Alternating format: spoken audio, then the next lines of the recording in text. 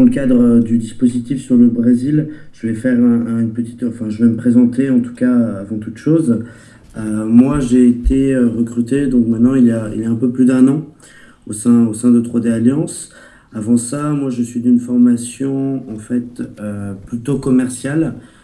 J'ai fait un Master 2 à l'IE de Bordeaux en management international, suivi après d'un MBA à la Northern Illinois University, euh, près de Chicago aux États-Unis. Dans le même cadre de mes études, j'avais déjà eu l'occasion de venir sur le Brésil et au Mexique dans le cadre d'échanges universitaires. Je suis au fait aussi de double nationalité franco-brésilienne, ce qui me permet en fait de bien connaître le pays pour y avoir vécu durant une partie de mon enfance. Avant donc de venir sur 3D Alliance pour devenir pour 3D Alliance au Brésil, j'étais déjà venu pendant un peu plus d'un an dans le cadre de la Coupe du Monde, la préparation à la Coupe du Monde, où j'avais aidé en fait à implanter la Coupe du Monde sur la ville de Belo Horizonte au Brésil et à amener donc de nouveaux projets. Dans le cadre de 3D Alliance, moi je suis en fait placé à Sao Paulo au Brésil depuis plus d'un an avec mon bureau, qui est une ville plutôt centrale sur le Brésil et qui réunit la majorité du marché, avec des déplacements fréquents sur Rio de Janeiro, qui représente après une partie un peu plus petite du marché, mais avec certains acteurs. L'intérêt du Brésil, et un peu pour donner une présentation donc de l'industrie audiovisuelle en quelques chiffres, c'est que c'est un marché qui finalement est en pleine évolution avec un nombre de salles assez petit. Si on prend en compte la population, on a aujourd'hui au Brésil une population d'un peu plus de 200 millions de personnes pour seulement 2500 salles. Si on compare ça avec la France, en France aujourd'hui on a plus de 5000 salles avec une population de 65 millions de personnes. Ça permet en fait d'avoir en fait une forte évolution, l'ouverture de nombreuses nouvelles salles. En 2015, la prévision c'est de l'ouverture de 400 nouvelles salles et aussi la digitalisation encore d'une partie du marché, parce que les salles actuellement sont digitalisées seulement à 65%. L'intérêt aussi, c'est qu'on est sur un marché qui en fait ne va pas forcément être réparti que sur de gros acteurs, mais on a un grand nombre de sociétés d'exploitation, de distribution aussi sur le Brésil, qui permet en fait d'avoir plus d'opportunités pour des sociétés, des petites sociétés qui voudraient s'implanter. Sur de la distribution après plutôt télévisée, alors là on va être sur un marché très différent au marché français, car on a un marché vraiment, un réseau de télévision privé qui est très fort, avec le premier réseau de télévision brésilien qui est la Rede Globo, et qui est aussi en même temps le premier réseau de télévision en Amérique latine, le second plus important réseau privé au monde. L'intérêt après pour le cinéma français et donc pour même les entreprises françaises, c'est que la France est très bien perçue au Brésil. Les œuvres françaises, par exemple, se hissent à la troisième place derrière les États-Unis et le Brésil en termes d'entrée sur le pays. On a vraiment une très bonne image, un très bon retour sur le pays de la production française et aussi après des technologies et de tout ce qu'on peut amener en termes de savoir-faire. Le Brésil, après comme pays assez récent, a lancé récemment en fait pas mal de campagnes d'investissement dans la production, avec l'ouverture aussi de nouveaux groupements de production comme le São Paulo Film, avec 33 millions de dollars d'investissement dans la production nationale afin d'améliorer un peu tout ce qui se fait en termes de cinéma au Brésil et de relancer un peu cette dynamique qui s'était perdue durant quelques années. Et on a aussi avec un fort potentiel avec des événements en fait qui sont nouveaux. L'année dernière, Expo Ciné, qui était donc la première version d'un événement brésilien qui se veut à peu près proche de la Cinémacon ou de Ciné Europe, est devenu dès la première année le troisième plus important salon en termes d'industrie cinématographique mondiale au monde, derrière la Cinémacon et Ciné Europe justement, en passant devant Ciné Asia ou Showiste. L'intérêt après du Brésil en termes en fait de pays plus généralement, c'est tout d'abord en fait une porte d'entrée sur tout le continent pour une raison assez simple, c'est que le Brésil en fait est le seul marché d'envergure, je dirais, sur le continent sud-américain, les autres pays étant plus restreints, ce qui permet en fait aux importateurs, aux installateurs, même aux producteurs de contenu brésiliens, d'avoir un rayonnement plus large et généralement de travailler en fait non seulement sur le Brésil, mais aussi sur les pays voisins. Bien qu'il y ait une différence en termes de langue, le pays étant lusophone et les autres pays étant hispanophones, mais la proximité culturelle qu'il y a en fait entre ces différents permis permet de, voilà, de faciliter en fait les démarches lorsqu'on est sur le Brésil pour essayer d'accéder aux autres marchés que sont l'Argentine, le Chili, la Bolivie, le Pérou, et donc de toucher vraiment un public plus large que le public brésilien. C'est un marché aussi sur lequel les nouvelles technologies sont encore peu développées, qui est assez friand en fait de nouveautés. C'est un marché voilà, où on peut apporter de nouvelles idées et où on va avoir un accueil assez intéressant du fait que voilà, les importateurs veulent de manière à se démarquer de leur concurrence avoir en fait la main et pouvoir apporter de nouvelles choses. C'est un marché aussi après en pleine expansion. Là-dessus, c'est lié récemment à des différents événements qui ont eu lieu, donc la Coupe du Monde, les Jeux Olympiques qui vont arriver en 2016 et qui permettent justement en fait à toutes les démarches qui seront lancées au Brésil d'avoir en fait une portée et une ampleur plus large dès le moment où ces événements arrivent et pouvoir en fait donner un rayonnement plus important sur des installations ou des lancements sur le pays. Donc, ce qui permet aussi après pour d'avoir une vision plus ample que, encore une fois, seulement le Brésil. L'offre qu'on propose en tant que 3D Alliance, je crois que Joachim a déjà dû en fait vous en parler. Elle est assez similaire à celle qui est proposée sur l'Inde, avec après une différence en termes de missions, où généralement moi j'aurais beaucoup plus de missions liées au suivi de certaines entreprises qui étaient déjà implantées sur le pays et à une représentation lors d'événements du fait en fait de la proximité avec les États-Unis et donc les grands salons qui ont lieu aux États-Unis, à Las Vegas comme la CinemaCon ou à Miami comme Showist, où les membres, enfin les représentants de l'industrie cinématographique sud-américaine, que ce soit brésilienne ou d'autres pays, vont être beaucoup plus présents, assez fortement présents donc sur ces salons-là, ce qui en fait me permet moi après d'avoir un, une base plus large et de toucher en fait plus facilement tout le continent via un salon, via une semaine, et donc de permettre aussi de faire d'avoir quelque chose de plus efficace pour les membres de l'association lorsqu'ils veulent en fait rencontrer leurs partenaires locaux. Généralement, on essaie d'organiser ça en salon pour qu'ils puissent en fait voir tout le monde sur une courte période de données. Parce que la difficulté là, qui est assez similaire à l'Inde ou à ce type de grand pays, c'est que si on ne profite pas de ce type d'événement, ce type de salon, on se retrouve en fait à devoir faire des voyages assez longs, parce qu'on est vraiment sur des pays de type continent et avec des acteurs qui sont répartis sur tout le pays, ce qui fait qu'après ça pousse voilà, à avoir des voyages plus longs et peut-être plus coûteux. C'est pour ça que généralement on a une tendance à travailler vraiment sur salon. Après voilà, moi il y a un travail assez fort aussi de suivi en termes de normes de réglementation, mais surtout de fiscalité.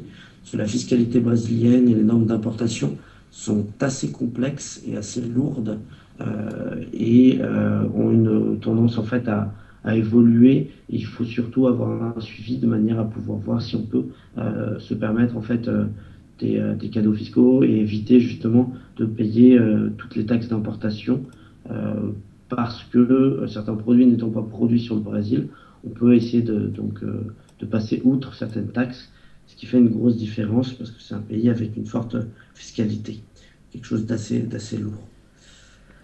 Pour revenir un peu sur le Brésil et donc le fort du sujet en fait et ce qui peut peut-être vous intéresser un peu plus, la distribution, en tout cas cinéma au Brésil, elle est assez, elle est dominée par les majors américaines, qui elles assurent déjà 80% du box-office. Ça s'explique par le fait que les entreprises brésiliennes, enfin les Brésiliens en général, sont assez friands de blockbusters, de dessins animés et de comédies. Ce qui fait qu'après, ça permet en fait aux majors d'arriver voilà, avec de gros films. Après, 20% du marché va encore en fait rester entre les mains de distributeurs plus nationaux et plus petits, qui eux vont avoir une gamme beaucoup plus large de produits, avec en fait aussi la possibilité donc pour la production française de se démarquer par rapport aux autres productions en arrivant avec du cinéma un peu plus d'art et d'essai, mais aussi des comédies. Il y a beaucoup de comédies françaises qui rentrent sur le Brésil et dont les Brésiliens sont assez friands, et d'animation et de films d'action. Il y a trois distributeurs sur le Brésil qui vont avoir vraiment cette idée donc de se démarquer en fait, en distribuant des productions françaises qui sont Imovision, California Film et Film. À eux trois, ils vont représenter en fait 2% des entrées sur le marché. Et eux, ils vont se dédier justement à plus en fait une représentation de la production française ou d'une production plus euh, de petite ampleur. Enfin, on ne sera pas sur du blockbuster, on sera vraiment voilà, sur des films plus proches de la RDC. Et donc après, qui permettent, parce qu'ils ont aussi l'habitude de travailler avec la France, d'avoir en fait une certaine facilité pour travailler avec eux. Les événements, justement, comme je le disais, l'intérêt c'est de travailler avec des événements de manière à toucher en fait plus largement les exploitants, les distributeurs. Il y a trois gros événements qui ont lieu au Brésil tous les ans. Le show de Giver, donc, qui a lieu à Campos de Jordão en mai et qui réunit en fait les distributeurs brésiliens et les exploitants de manière à permettre aux distributeurs en fait de présenter les films qui auront lieu sur le deuxième semestre de l'année. Expo Ciné, qui a donc commencé l'année dernière et qui se veut un événement beaucoup plus ample et qui touche en fait plus largement la société, enfin l'industrie cinématographique, donc avec aussi les équipements de la production, de la post-production et de la distribution.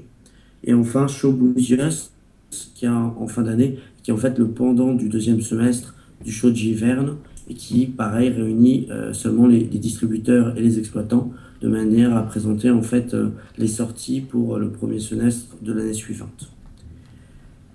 Pour ce qui est après de la distribution plus télévisée, comme je l'avais expliqué, donc en fait les principaux réseaux de télévision au Brésil sont des réseaux privés, avec le principal étant la Rede Globo. Derrière suivent en fait la Record, SBT, Bandeirantes et la Red TV. Ce sont en fait tous des réseaux qui ont une ampleur un peu plus large que le Brésil, liés à un produit phare qu'ils ont, qui sont les telenovelas. Telenovelas en France, on aurait une seule série qui serait assez similaire, qui serait Plus belle la vie, mais qui sont des séries à plus court, parce que qui se déroulent seulement sur une saison, de 6 à 7 mois. Via en fait ces telenovelas, ils vont avoir en fait de fortes importations, mais ils sont assez intéressés aussi par l'exportation d'autres produits, d'autres contenus, et aussi par l'utilisation de nouveaux software ou hardware dans le cadre de la production et de la post-production. Donc il y aura moins d'acteurs que sur la production cinématographique, car la production cinématographique au cinéma, vu elle est en train d'être renforcée, c'est une multitude de producteurs. Lorsqu'on est sur de la distribution télé et de la production télé, on va vraiment fonctionner avec ces gros distributeurs qui, en termes d'audience, se partagent en fait le marché. Au Brésil, il y a un seul événement en termes de distribution de contenu TV qui a lieu aujourd'hui, en fait, qui avait lieu de hier à demain, à Rio, qui est donc la Rio Content Market, et qui permet en fait de rencontrer tous les acteurs en termes de production télévisée, des distributeurs, et qui fait office rendez-vous voilà, de vente et de présentation des nouvelles technologies liées à tout ce qui est création de contenu pour la télé. Pour après revenir sur un agenda plus large en termes d'événements ciel sur le Brésil et sur l'Amérique latine en général, l'année en fait commence vraiment à partir de mars-avril. Euh, Cela après dépend forcément du calendrier. À cette année, la CinemaCon qui aura lieu donc du 20 au 23 permettra en fait de rencontrer tous les acteurs qui seront plutôt sur l'industrie du cinéma. Donc, de nombreux acteurs brésiliens seront présents, que ce soit des exploitants, des distributeurs ou des importateurs et installateurs. Donc après, c'est un marché, voilà, un salon qui permet en fait d'avoir une assez bonne visibilité et de rencontrer une bonne partie des principaux acteurs. Après, on aura à la suite donc des marchés, des salons plus locaux.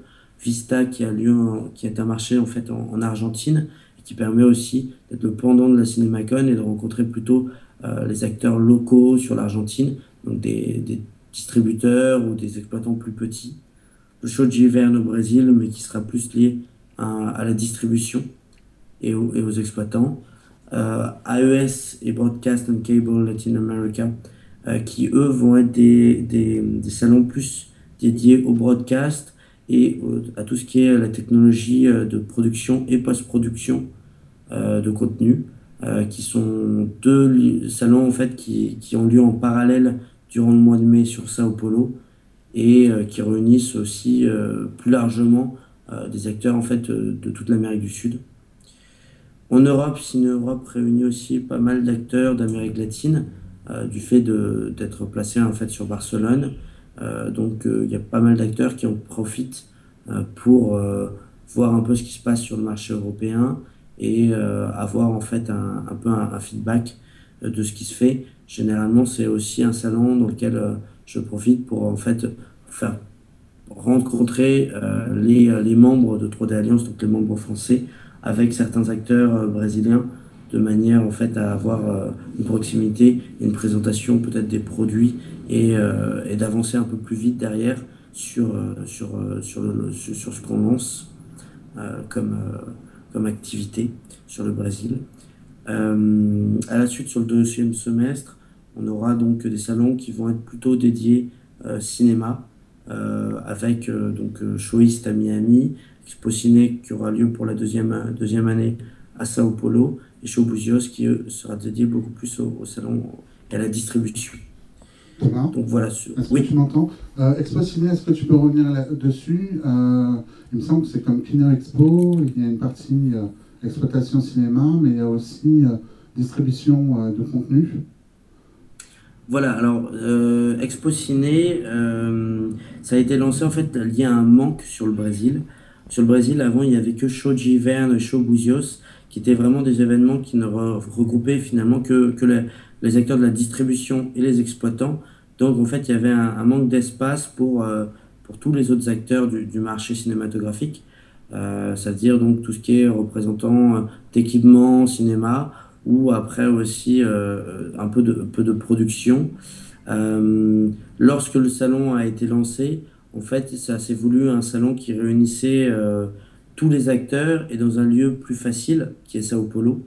Les deux autres étant des salons qui se retrouvent en fait sur des villes côtières ou à l'intérieur, mais qui sont plus liées à des villes touristiques et donc après qui en fait n'amènent pas forcément tous les exploitants, tous les petits exploitants ne se déplacent pas forcément sur ces salons-là. C'est aussi ce qui a fait en fait le succès du salon l'année dernière, c'est que en parallèle, Showist à Miami, depuis quelques années, est en baisse de régime. Donc en fait, de nombreux acteurs du cinéma, que ce soit sud-américains, brésiliens, et beaucoup aussi de représentants de l'industrie européen et nord-américain se sont déplacés en fait dans le cadre d'Expo Ciné. L'idée, c'est de l'année prochaine d'avoir quelque chose d'un peu plus, encore plus ample En et 2015. de proposer, voilà, en 2015, et de proposer en fait peut-être de nouvelles activités. Ça, c'est quelque chose voilà, que je suis en train de discuter aussi avec les organisateurs de l'événement eux, ils sont assez friands en fait, voilà, d'arriver avec de nouvelles propositions de manière en fait, amplifier un peu l'activité du salon. Euh, Voilà, je voulais Actuellement, juste, voilà, l'idée Thomas, je voulais avec juste, 3D Alliance en tout cas, ce serait de travailler sur au moins un stand groupé voilà. des membres qui permettrait donc en tout cas sur la fin d'année d'avoir en fait une visibilité plus large. Moi dans le cadre voilà, des autres membres l'année dernière, on était déjà présent avec des stands, on était présent aussi avec des cocktails et des événements de manière voilà, à donner en fait un peu plus de poids à l'association sur le Brésil. Cette année, on a déjà en fait un peu, 3 membres qui devraient être présents au salon avec des stands.